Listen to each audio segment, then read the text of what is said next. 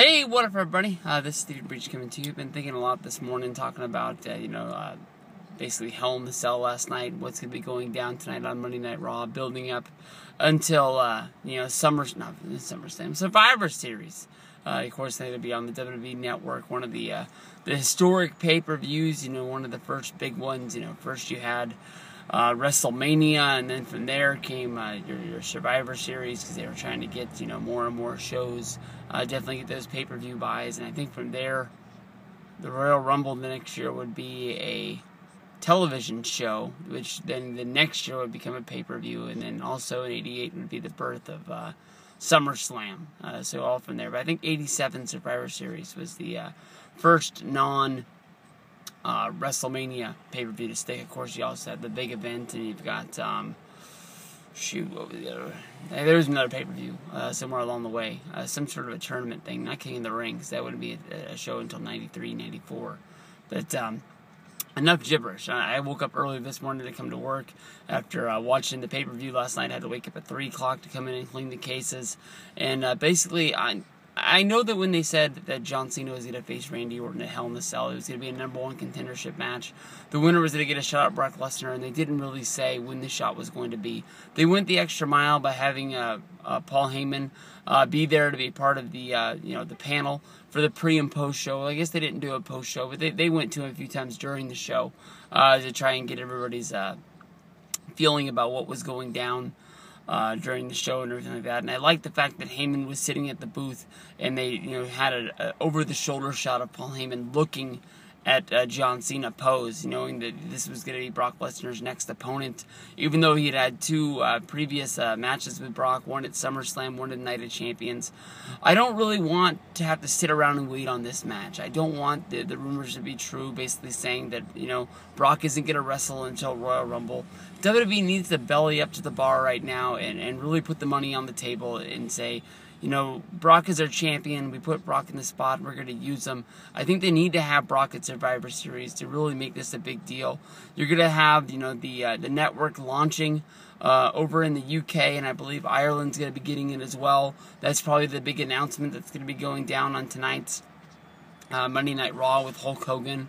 If not, they're just going to be rolling it out anyways. I'm not sure what the date is, but they do have an announcement coming on that soon. And I think with that being the first show for those people to get over there, Brock Lesnar versus John Cena is definitely going to be a big deal that those people would want to jump on the network. They always are able to jump on those European tours when they go over there, with them getting the after WrestleMania. They always get the big Raw and SmackDown show, and they do the house shows along the way for that whole tour over there. And they always show up in big numbers, even TNA, when they go over there, they have a big response from the UK people jumping on board and buying tickets. It's one of the biggest money grabs TNA has, and that's what they got going on when they go over there in January as well.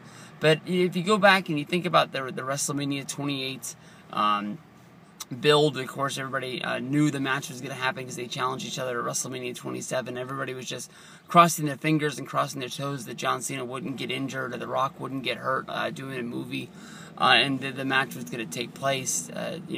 With Cena not being able to compete in the Royal Rumble because he wasn't going to be able to earn a title shot, and there was no reason for him to be involved in the Elimination Chamber because he couldn't do that. They had to come up with some sort of a feud, and they did embrace the hate deal with Kane, and I don't know. You just watch those matches, and I don't know if you're a big John Cena fan or you're a big Kane fan. I'm sure you liked them, but you just really knew that the matches that were going on really didn't mean anything. And whatever John Cena does now in the Royal Rumble is just going to be putting him in the same spot. But the matches don't mean anything. You have this network that you're desperately trying to get people to buy because it's going to be the biggest money maker for your company in the foreseeable future if it's able to stick. And if you're not putting the best sort of content on there, and I think the biggest content seller is honestly the pay-per-views. When you used to have to go to your cable provider and buy this show for $55 or whatever it costs, plus taxes, putting you closer to $60, and now you're only able to get it for $10, I just shake my head. I just can't understand why people would want to live stream this show on the internet. The biggest complaints I hear from people is that, their internet isn't strong enough to support the WWE Network. Then how the hell is it able to hold a stream coming off one of these illegal sites. I used to love using those sites, but knowing that I can only pay $10 and get the pay-per-views as well as the old Nitros and the old WCW pay-per-views. I've liked going through the content of the old Raws, and I like watching those on the live stream when they come on at midnight or 1 o'clock in the morning, and I'm sitting around doing nothing. I love watching those old shows. It makes more sense, to just actually pay for the network and get all that content. They got the Monday Night War series, which has been going on, which has been going really, really good. WrestleMania Rewind was a good series while that was going. Hopefully they'll do a second series of that. They got the upcoming Rivalries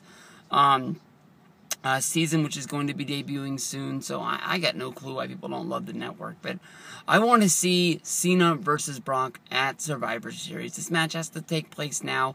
I don't think that the society as a whole all has ADHD, where they're thinking one thing and all of a sudden it's gone from their mind. But if they make us wait all the way until January to give us this big match of Brock Lesnar versus John Cena, memories are going to be lost of what SummerSlam meant, and then Night of Champions with Cena going the extra mile and training and working hard for Brock Lesnar, and basically almost beating him before Rollins came in. And basically, if you blow off Cena versus Rollins, which I think is what they would do if they're not going to do Brock versus Cena, you're not going to be able to bring up those points of Rollins bringing him in, because Cena's already beat Rollins, unless you're just saying that Cena's beat Rollins in the last few pay-per-views to the points of where Rollins would be too scared to come down and interfere because, Cena's whooped him up too much.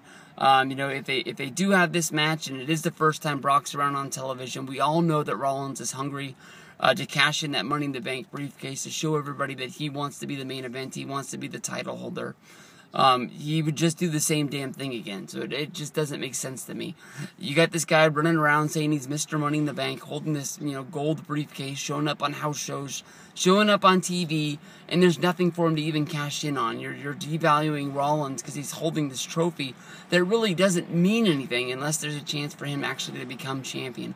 That's part of the fun of having the Money in the Bank guy coming around, whether if it's Miz or whether if it's Daniel Bryan, is always having that in the back of your mind at every pay-per-view, that they're going to put that exclamation point on this show to make it that more special, having that cash-in sort of deal. You make your prediction videos, and you always have to throw that video in there of basically saying if you think Rollins is going to be cashing in and becoming the champion, or maybe Rollins is going to try and come down and cash in and he's not going to be able to prevail. It's one of those things that you're always thinking, whether if you're watching Monday Night Raw, maybe even SmackDown. They've done a cash-in attempt before on SmackDown, and I remember Sandow running in during an Alberto Del Rio match when Cody came down, and he made sure that Sandow wasn't going to be able to cash in and be able to win. But, it just always makes the champion a little bit more special, and always makes Rollins a little bit more special because he always has something. But he's got this briefcase. It means he can have a title shot anytime he wants. But, what's he going to do? Go to Brock's house and knock on the door and, make the match under hardcore rules and Crash Holly can't be there, I apologize. But maybe Hardcore Holly can show up and be the special guest referee.